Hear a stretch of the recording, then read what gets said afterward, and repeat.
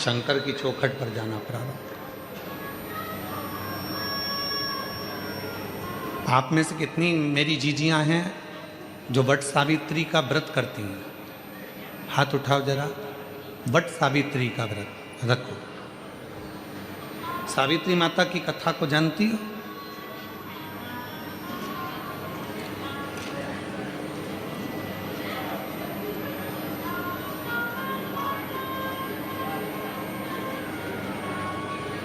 माता सावित्री के पिताजी माद्र देश के राजा अश्वपति थे। माद्र देश के राजा अश्वपति की बेटी थी मां सावित्री।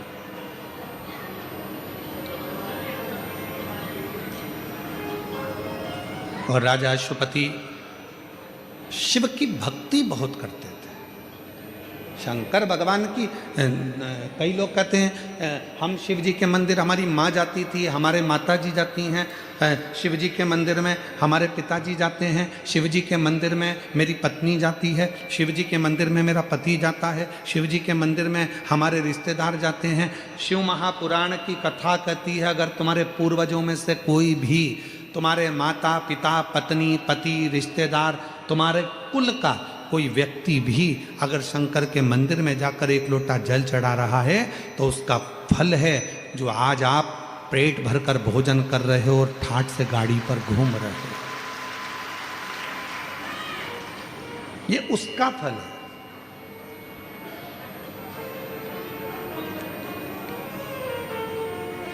मां सावित्री के पिता अश्वपति जी, महाभारत की यह कथा है। ये जो वट सावित्री का व्रत है ये महाभारत की कथा है। महाभारत के वन पर्व में सावित्री माता का चरित्र आता है। सावित्री माता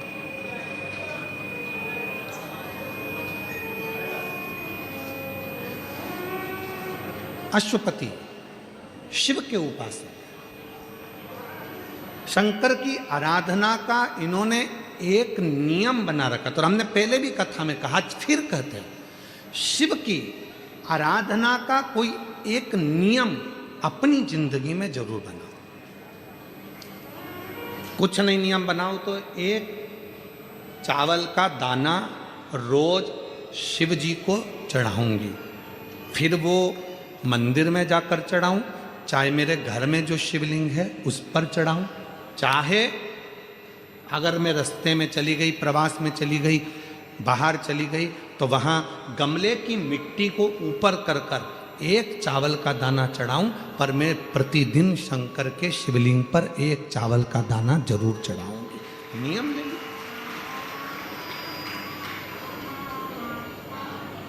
कोई कोई माताएं नियम ले लेती है कि मैं शंकर भगवान पर एक लोटा जल जरूर चढ़ाऊं, एक पत्र है, अच्छा है।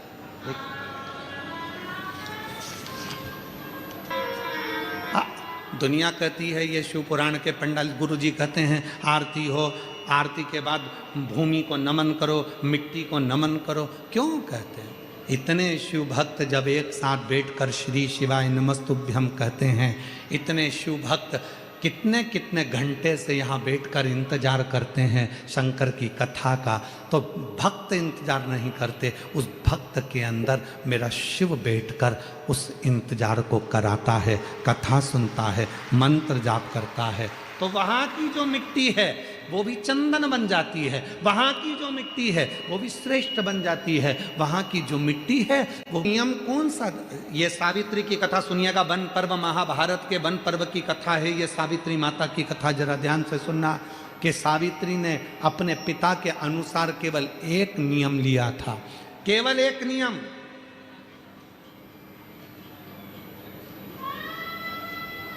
दीप, आसन और पात्र एक होना चाहिए, ये नियम सावित्री ने लिया था। आगे आप कथा में सुनेंगे।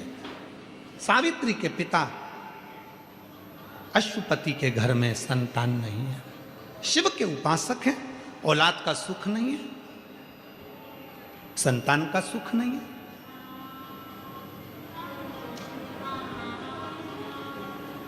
मेरे भोले बाबा ने देखा कि अश्वपति शिव की बहुत आराधना मेरी करते हैं, पार्वती मैया हमेशा कहती है वो अश्वपति आपकी इतनी आराधना करता है, एक बार जाकर उसको वर क्यों नहीं दे देते? आप उससे वर क्यों ना देते?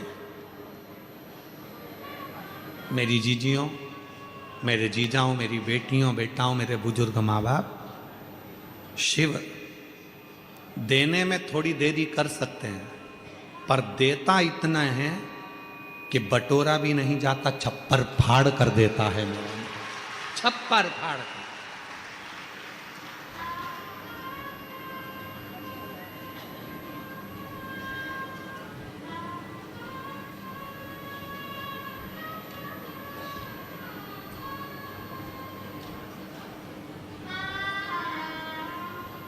आज सूरत के कथा के मुख्य यजमान मिश्रा जी और सेंगर जी दोनों आए हुए हैं। कहीं बैठे होंगे आप? हाँ, ये बैठे। ये दोनों कथा के मुख्य यजमान, सूरत की कथा के। इनकी धर्म पत्नी जब एक बार मिलने के लिए जब आई तो दोनों की धर्म पत्नी के मुख पर एक ही शब्द था, गुरुजी। भोले बाबा ने ऐसी कृपा करी, हमारी सामर्थ्यता नहीं थी, फिर भी सूरत में हमें मुख्य यजमान बनाकर बिठाकर कथा श्रवण करा दी। और दूसरी बात सुनना इनकी धर्म पत्नी की कि वो मिश्रा जी की धर्म पत्नी, सेंगर जी की धर्म पत्नी कहती है कि बाबा भोलेनाथ जी से, गुरुजी कहकर जाना 1-2 साल में बाबा हमको इतना छप्पर फाड़ कर दे कि हम फिर कथा कराएं, और बाबा की कृपा से वो कथा श्रवण। बैठिए। प्रसन्नता चेहरे पर होना चाहिए। हम यहाँ के जो जजमान हैं बड़ौदा के चंद्रपाल जी, उनको भी धन्यवाद। उनके भी चेहरे पर इतनी प्रसन्नता जैसे कोई तिजोरी का माल मिल गया। जजमान चंद्रपाल जी कहाँ बैठे? चंद्रपाल जी, हाँ वो बैठे। साधु था आपको, हाँ? इतनी प्रसन्नता।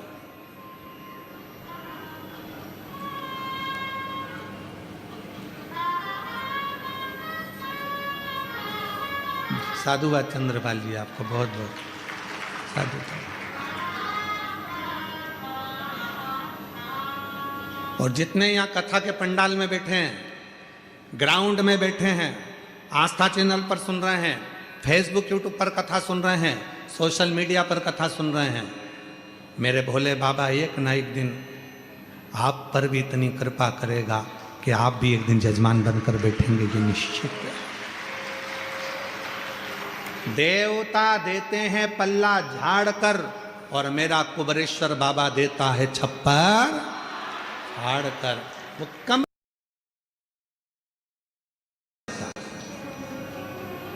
थोड़ा समय लगे।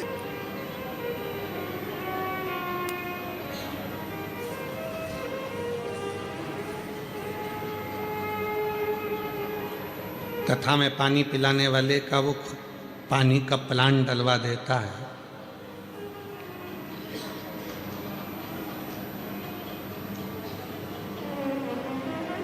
अगर मौका लगेगा तो हम एक बालक से आपको मिलवाएंगे, व्यासपीठ पर, आज नहीं तो किसी कथा में।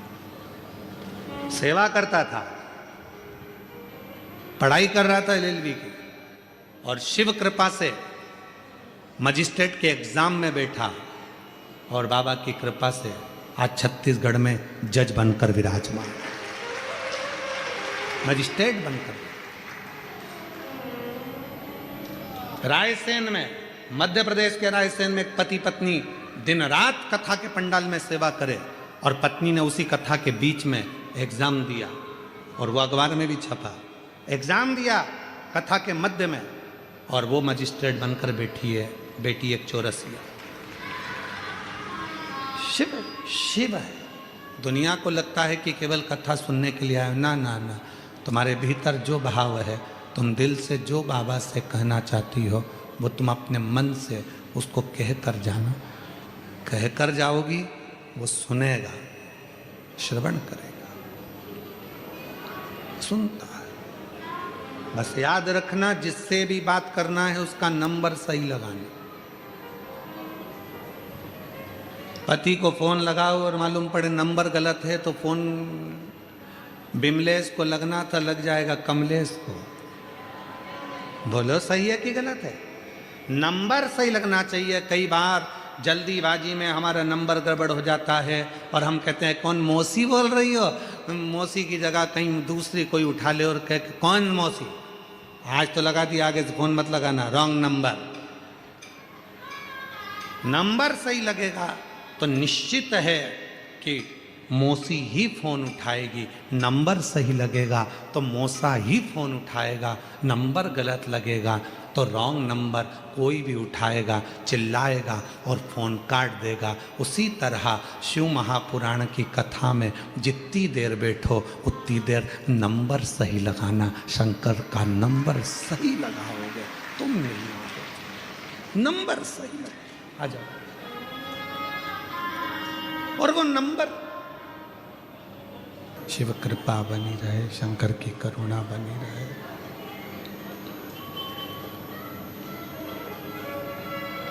अश्वपति, राजा अश्वपति एक नियम धारण करा। अश्वपति ने एक नियम धारण करा।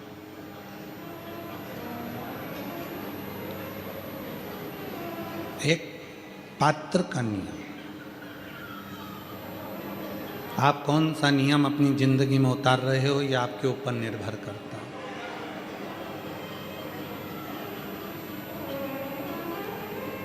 आप कौन सा नियम अपने जीवन में उतार रहे हो ये आपके ऊपर निर्भर करता है, या आपके ऊपर निर्भर करता है।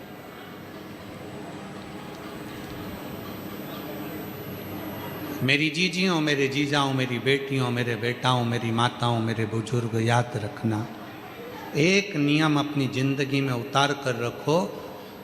मंदिर में जाने का भी अगर कोई नियम नहीं है तुम्हारा, तो मंदिर के शिखर अपनी खिड़की में से ही दर्शन करने का नियम बना लो, वो भी आपको फल देगा। मान लो कभी कभी आप मंदिर नहीं जा पाए, कहीं बाहर चले गए, कहीं कोई कार्य में चले गए, तो आप मंदिर ना जा पाए, तो नियम ऐसा बना लो कि मैं रोज 24 घंटे में से कभी एक क्षण के लिए अपनी छत पर, अपनी खिड़की में से मेरे घर के बाहर जो शंकर का शिवलिंग है, शंकर का जो मंदिर है, शंकर की जो मंदिर है, शंकर का जो शिवलिंग है, शिव का जो मंदिर है, उस मंदिर के शिखर का दर्शन करूंगा। ये भी नियम है। अश्वपति ने एक नियम बनाया, अश्वपति ने नियम बनाया शंकर भगवान के एक पात्र से जल समर्पित करने का एक नियम धारण कर लिया। पात्र से जल चढ़ाने का नियम ले लिया, पात्र से जल समर्पित करने का नियम ले लिया। अब संतान नहीं है उसके यहाँ, संतान का सुख नहीं है उसके यहाँ।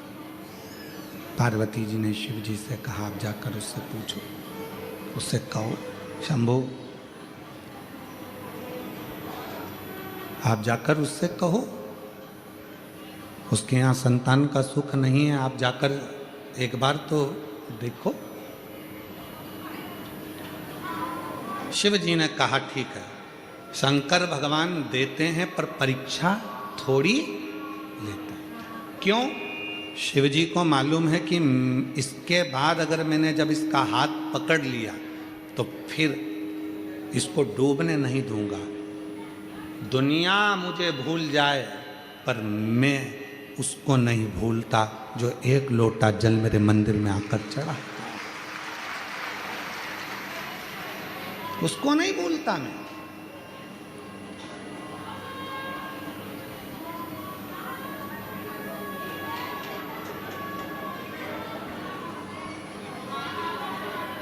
नियम लो। और अश्वपति ने नियम ले लिया। अश्वपति ने नियम,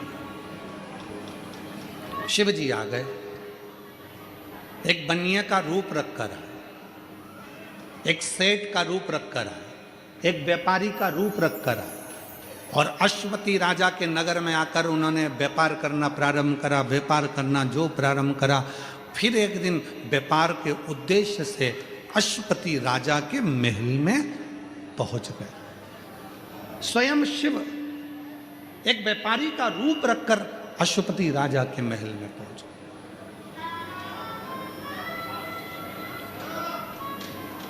और राजा के महल में जाकर राजा से बात करी व्यापार के लिए। और जब व्यापार की बात चली तो कुछ बातों में राजा ने अपने मुख से कह दिया, जो महादेव करेगा वो सब अच्छा करेगा। व्यापारी का रूप रखकर भगवान शिव स्वयं आए थे तो शंकर भगवान ने महादेव का नाम सुनकर तर्क करना प्रारंभ कर दिया। और आपको शिव महापुराण की कथा में सूरत में कहा था, शिव तर्क से नहीं मिलता, शिव विश्वास से प्रकट होता है। उसे तर्क प्रिय नहीं है, उसको तर्क की प्रियता नहीं मेरे शंकर बाबा। वो आपको देखता है,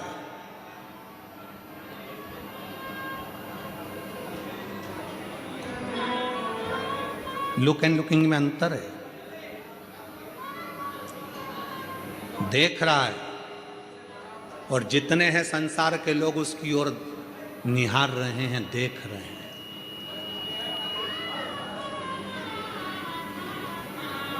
सबकी दृष्टि शिव की ओर, सबकी दृष्टि शंकर की ओर।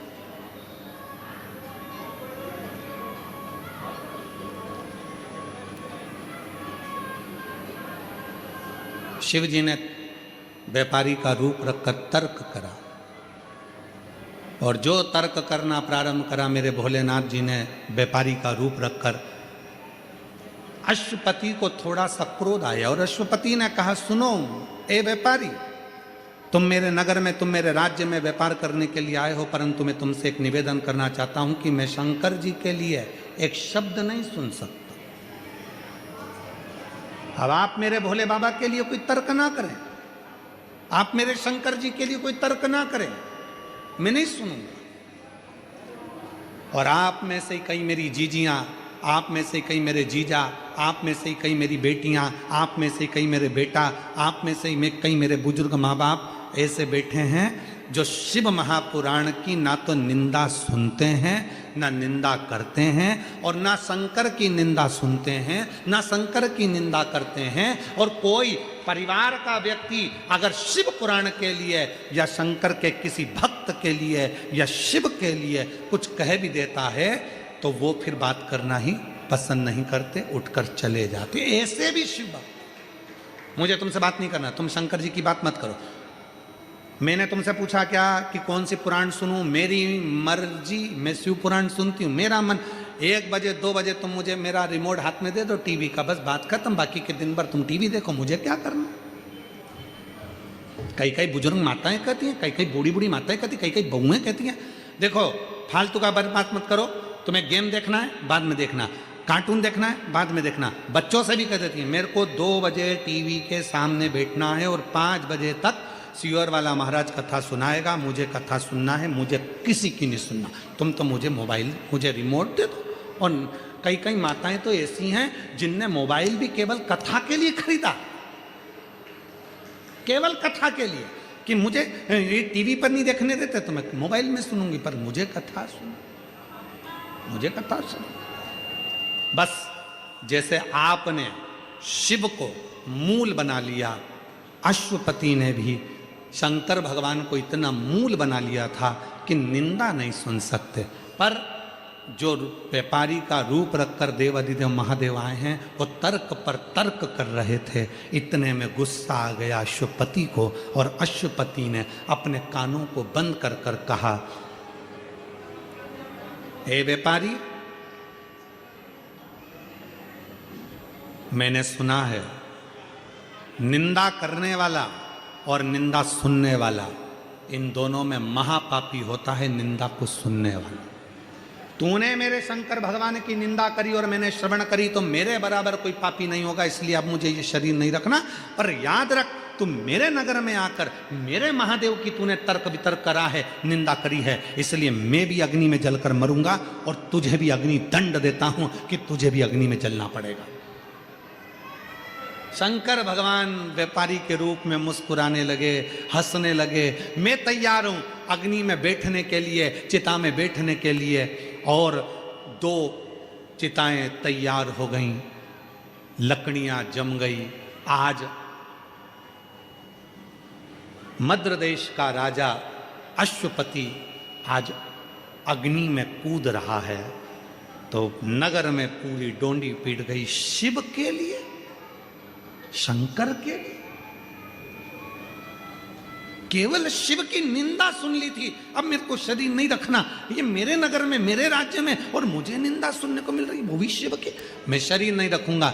अश्वपति, चिता जली, तैयार हुई, और अश्वपति ने तुरंत कहा उस व्यापारी से, चलो तुम भी अग्नि में कूदो। मैं भी अग्नि में कूदता हूं। व्यापारी हंसकर बोला, मैं पहले काहे को कूदूं, पहले तुम कूदो, क्योंकि तुमने निंदा सुनी तो तुम महापापी, मैं पापी, क्योंकि मैंने करी। पहले तुम कूदो। बस अश्वपति हर हर महादेव कहकर जैसे ही अग्नि में कूदने वाला था, इतनी देर में उस व्यापारी के रूप में शंकर भगवान प्रकट हो गए। हाथ पकड़ लिया अश्वपति का, खींच कर बाहर कर दिया। अश्वपति देख रहा था, देख रहा था। प्रणाम किया। भोलेनाथ जी को देखकर अश्वपति ने पूछा, मेरी परीक्षा लेने के लिए आए थे आप? शिव कहते हैं, हाँ। बाबा, किस लिए?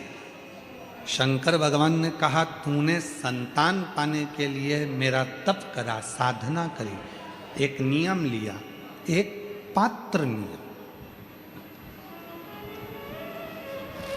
एक पात्र नियम। हम क्यों कर रहे हैं नियम लेने का? कारण क्या होता है नियम से? नियम लेने का कारण केवल इतना सा होता है कि हम यदि कोई व्रत नहीं कर सकते, हम कोई साधना नहीं कर सकते, हम कोई तप नहीं कर सकते, हम कोई बहुत बहुत गहन समाधि नहीं लगा सकते, तो एक नियम जब हम धारण कर लेते हैं तो हमारी तप भी हो जाता है, समाधि भी लग जाती है, साधना भी हो जाती है, व्रत भी हो जाता है। और जितने जितने दुनिया के सारे तप साधना पुण्य है, उन सारे तप साधना का पुण्य फल हमारे एक नियम धारण से सब प्राप्त हो जाता है। एक नियम धारण से।